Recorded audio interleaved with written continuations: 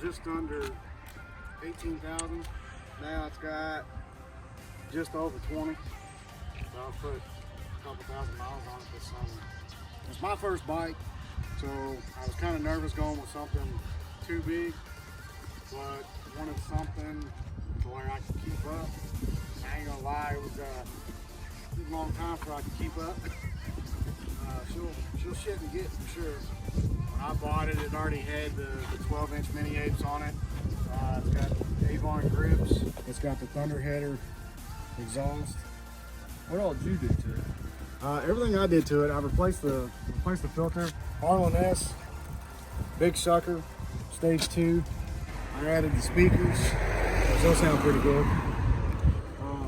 Also added a Daymaker headlight, and I also added R1S pegs. Also, I figured out too, a lot of guys have problems with their pegs, like falling down on them on a ride. I've done like some research, and what I come to find out is people are putting polished bolts and nuts on them, so there's a lot of tension there, so them things don't come down on you when you're riding solo. I've got a solo seat for it. When I first got it, I did a primary fluid change, oil change, all that. Also, one of the big things is something not everybody cares about, but that little cluster strip, just something that bothered me. I'm particular about my vehicles, stuff like that. And that was just something that kind of bothered me. So it took a couple months of searching, but I finally found one. I remember one big thing you did when you bought this bike was the custom brake pedal. So the filter is pretty big. It's a good. I think it's like 3 1/4 inches, something like that. So it sticks out to the side.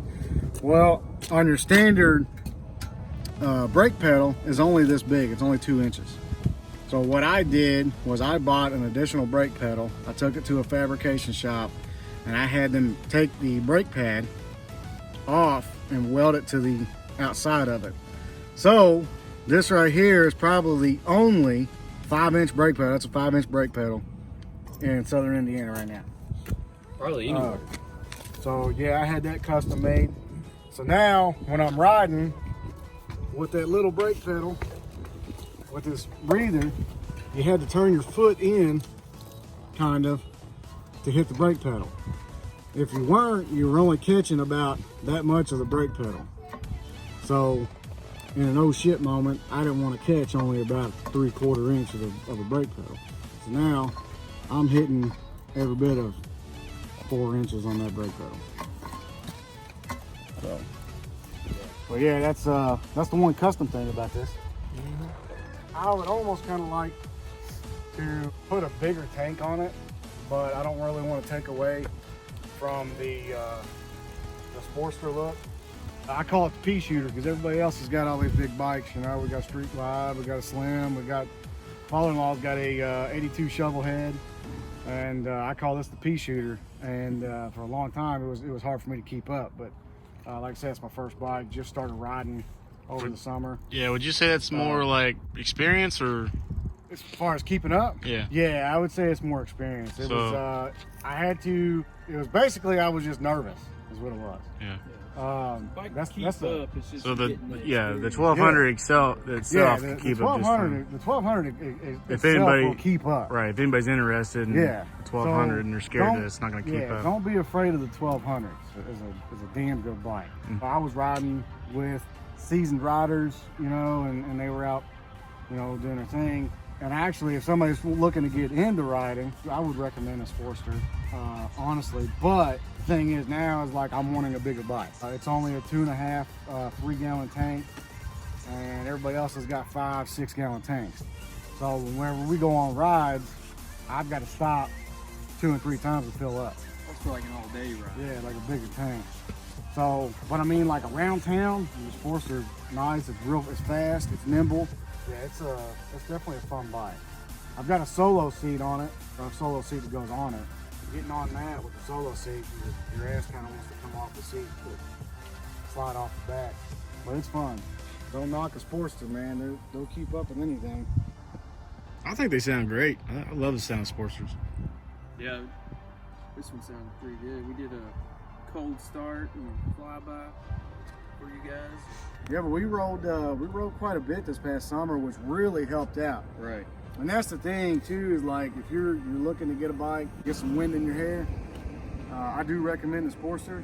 But the keeping up thing, all it is experience. You got to get it up on 2 wheels and you got to go. You just got to ride. Yeah. That's all. That's what it takes. I'd say another good thing about a Sportster is the affordability. If you're looking to get on 2 wheels, this right It's here not is a going to good break way. the bank. Yeah, Right. This is a good way to go. When I bought it, it had just under 18,000 miles. Yeah. I put just over 2,000 miles on it. I put about 2,200 miles on it. Yeah. I will say, man, I think you lucked out on this one because a lot of people use those Sportsters, though. You gotta watch out. I mean, you gotta look for it, but these older bikes, man, they're built to run. This one is when we went to buy this one, the dude hadn't rode it in like 2-3 years or something like that. Really? Yeah, it was just sitting in his barn for Sitting in the barn. 2.5 years. Old barn bike, huh? Yeah. It was sitting in his barn since That's another 2017. thing. The fuel lines were all dry rotted. He had to replace the fuel lines because it sat for so long. But once you charge the battery, It didn't leak fuel. They just had some dry rot on it. I went ahead. Yeah. They probably wouldn't have lasted. No. Once we got the battery charged up and everything, this thing ran like a charm. Yeah. The speakers, man, I love the speakers too. They were cheap. They were it was an Amazon pickup, and cruising around city. It's pretty cool listening to the old Dazed and Confused soundtrack. Cruising down the road. If you're looking to get on a bike, your first time, just experience, man. You got to get it out. You got to get up on 3 wheels and just ride. What's gonna take? Hours of ride. Yeah, I remember my first day. I was like, screw it. It's either now or never, you know. Yeah, I mean, that's you gotta do it. It's like I was riding with We'll have you to all, tell you that know? story in another vlog. Yeah. I had a whole day. He went through 4 seasons Yeah, I know it. in one day. In construction. Yeah, I got honestly, my problem was taking curves. Just being nervous about curves. Nervous and leaning over. Yeah, and then when that first time you get hit by a gust of wind, it kind of blows you around. Oh yeah, that'll park you out. Yeah. That'll tighten your butthole. Thanks for showing your bike. Yeah. Appreciate you. Let me put it in the video. Yeah. It's Lil D's bike. Johnny G filming. GP. Like, share, and subscribe to the videos. Got more videos coming. Motorcycle videos. 2021 is going to be some motorcycle vlogs. Getting the GoPro, so if you want to see more motorcycle stuff, just keep watching the videos. Like and share and subscribe. Hit that notification bell, baby.